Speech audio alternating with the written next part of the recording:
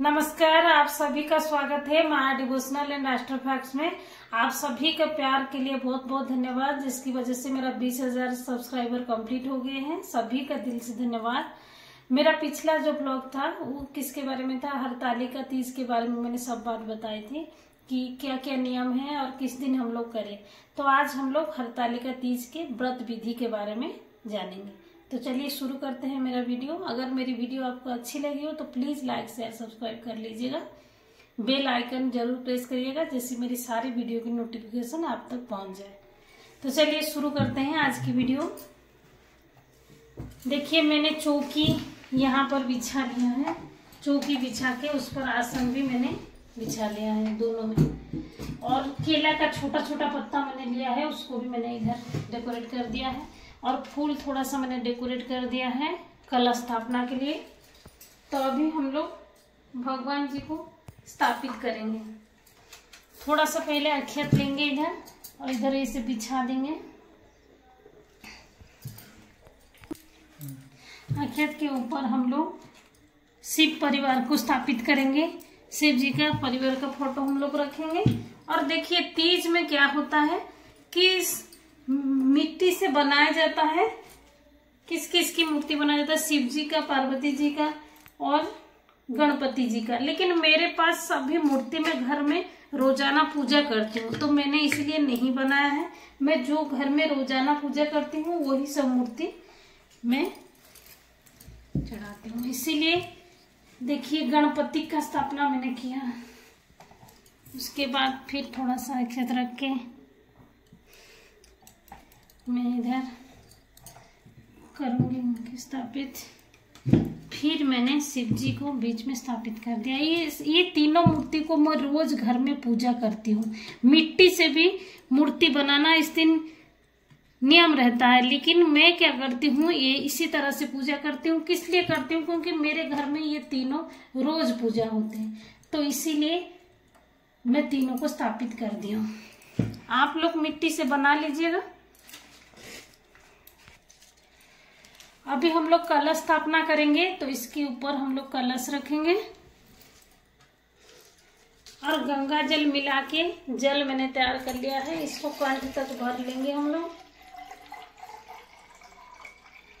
कंठ तक भर लिया मैंने। इसके बाद हम लोग क्या क्या डालेंगे कलश के अंदर? हल्दी, सिक्का डालेंगे, इलायची डालेंगे, अक्षत डालेंगे और सुपारी डालेंगे। सब डाल दिए। अब हम लोग आम के 5 पत्ते, जिसमें मैंने शुरू में लगा के रख दिया है चंदन और कुमकुम, इसको भी हम लोग ऐसे स्थापित कर देंगे।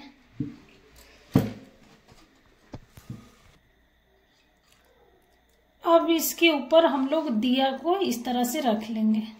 देखिए, दिया को मैंने रख लिया है 5 आम पत्ता। उसके बाद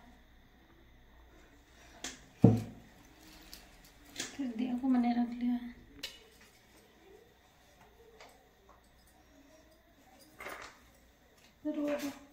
अब हम लोग सब पर थोड़ा थोड़ा जल छिड़केंगे, स्नान कराएंगे सबको। सभी पर थोड़ा थोड़ा जल छिड़केंगे। उसके बाद टीका लगाएंगे सभी को। शिव जी को चंदन का टीका, चंदन और रोली का टीका लगाएंगे शिव जी को। और गणेश जी को भी चंदन और रोली का टीका लगाएंगे। सभी को टीका लगाएंगे और सिंदूर लगाएंगे। माता रानी को सिंदूर लगाएंगे। उसके बाद थोड़ा थोड़ा अक्षत सभी में लगाएंगे। टीका के बाद अक्षत थोड़ा थोड़ा लगा देता है।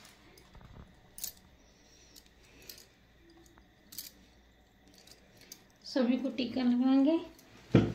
उसके बाद फूल सबको करेंगे। लाल फूल देवी माँ को अर्पित करेंगे हम लोग।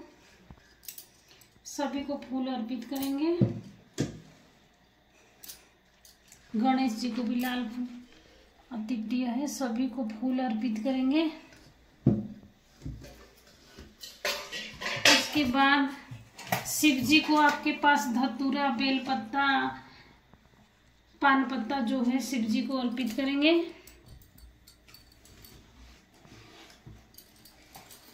उसके बाद वस्त्र सबको अर्पित करेंगे। शिव जी को तो हम लोग जनेऊ अर्पित करेंगे। शिव जी को जनेऊ अर्पित कर दिए।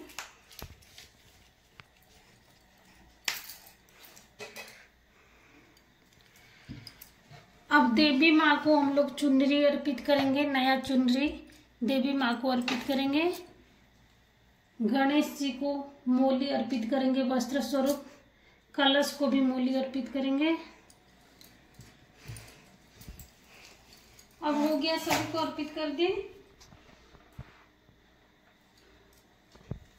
अभी हम लोग भोग चढ़ाएंगे और सारा श्रृंगार सामान भी देवी माँ के सामने रख देंगे।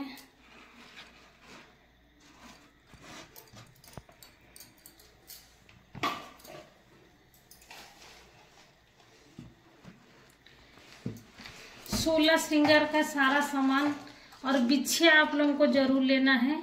मैंने चांदी का लिया है, आप चाहे तो खाली भी ले सकते हैं, कोई नहीं। 16 श्रृंगार का सारा सामान मैंने ले लिया है। और देखिए सिंदूर जब भी हम देवी माँ को अभी चढ़ाएंगे तो वो नया सिंदूर होना चाहिए। नया सिंदूर भी चढ़ाइएगा। जितने बार देवी माँ को चढ़ाना है उतना बार खुद भी सुहाग भरना है। और कुछ दक्षिणा भी ले लीजिएगा इसमें। और फल में आप कुछ भी फल मिठाई ले सकते हैं, ऐसा कुछ नहीं है, जो मिले। अभी हम लोग सुहाग लेंगे।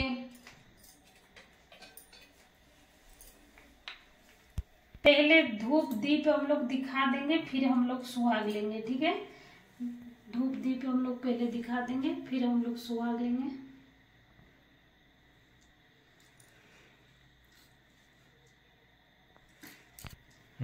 अक्षत रखें, उस पर हम लोग शुद्ध घी का दीपक रखेंगे और धूप भी दिखा देंगे। उसके बाद हम लोग सुहाग लेंगे। उसके बाद साथ चलाएंगे। देखिए सुहाग जो लेना है वो नया सिंदूर ही, ये वाला मेरा जो सिंदूर है ये खाली मेरे पूजा में ही लगता है। इसको मैं डेली यूज नहीं करती हूँ, तो आप लोग भी वही करिएगा। सिंदूर जो लेना है सुहाग के लिए वो नया ही लेना है। देखिए, और सुहाग कैसे लेते हैं ये बहुत ही इम्पोर्टेंट बात है। सुहाग कैसे लिया जाता है, देखिए सुहाग को जितनी बार आप लोग लगाएंगे माता रानी को उतनी बार खुद को भी लगाना है। देखिए कोई ऐसे लगा के फिर अपने माथे में ऐसे भरता है, लेकिन मैं ऐसे नहीं करती हूँ। मैं पहले 3 बार लगा लेती हूँ। 3 बार लगा लेती हूँ देवी माँ को सिंदूर। फिर मेरा चुन्नी ऐसे करके, चुन्नी ऐसा करके लेती हूँ और ऐसे देवी माँ के सर पर छुआती हूँ, फिर मेरे माथे पे लगाती हूँ। 3 बार मैंने देवी माँ को लगाया तो 3 बार मेरे सर में भी लगाती हूँ। मैं हाथ से नहीं लगाती हूँ, चुन्नी से लगाती हूँ। 3 बार लगा ले। आप ऐसे चाहे तो 5 बार 7 बार, आप जितनी बार लगाते हैं उसी हिसाब से, लेकिन याद रखना है नया सिंदूर ही लगाना है। और देवी माँ को जितनी बार लगाना है खुद को भी उतनी ही बार लगाना है। तो अब हो गया। अब हम लोग प्रसाद चढ़ाएंगे। थोड़ा सा जल और अक्षत ऐसा हाथ में लेंगे और इस तरह से 3 बार करके घुमाएंगे। इस तरह से प्रसाद भी चढ़ गया।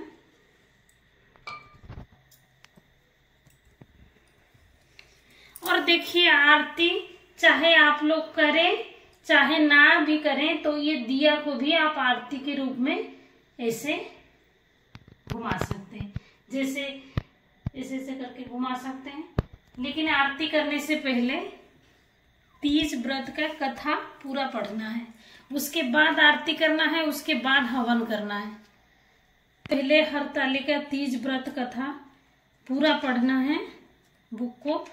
लेकिन मैं पूरा इधर पढ़ूंगी तो वीडियो पूरा लंबा हो जाएगा, तो हरतालिका तीज व्रत कथा पूरा पढ़ना है। उसके बाद चाहे आप आरती करें, बहुत कोई आरती नहीं करता है, दिया को ही ऐसे ये करके आरती गा लेता है, तो वैसे ही करिएगा। और उसके बाद हवन करना अच्छा रहता है, लेकिन हवन जब अगर आप खुद कर रहे हैं पूजा तो फिर हवन खुद से नहीं करिएगा। अगर पंडित जी द्वारा आप कर रहे हैं तो फिर पंडित जी से हवन करें। मेरे हिसाब से हवन खुद से नहीं करना चाहिए, हवन पंडित जी के हाथों से ही कराना ज्यादा अच्छा माना जाता है। तो फिर इस तरह से पूजा संपन्न करिएगा। और दक्षिणा कुछ जरूर लेना है पंडित जी को दान करने के लिए। और इस दिन में पंडित पंडितान दोनों को कपड़ा दान करना भी बहुत शुभ रहता है। अगर आपका सख्य हो तो दक्षिणा के साथ पंडित जी को जरूर कपड़ा दान करें। और पंडित जी को अकेले नहीं, पूजा अब संपन्न हो गया है तो हम लोग एक फूल ऐसे हाथ में लेंगे, अक्षत लेंगे। उसके बाद हम लोग देवी माँ और शिव जी से माफी मांगेंगे कि भगवान कुछ भी हम लोग का पूजा में कमी रह गई हो तो हम लोग को माफ कर दीजिएगा। पूजा में कुछ भी कमी रह गई है इसलिए क्षमा प्रार्थना जरूर करना है लास्ट में। और इसके साथ ये फूल को फिर शिव जी के चरण में रख देना है। इसी तरह से पूजा अब संपन्न हो गया है पूरी तरह से। आप लोग सभी को बहुत बहुत धन्यवाद ब्लॉग में पूरा बने रहने के लिए। ऐसे ही प्यार बनाए रखिएगा। ऐसे ही पूजा से संबंधित सारी वीडियो के लिए आप मेरे चैनल को फॉलो जरूर कर लीजिएगा। धन्यवाद।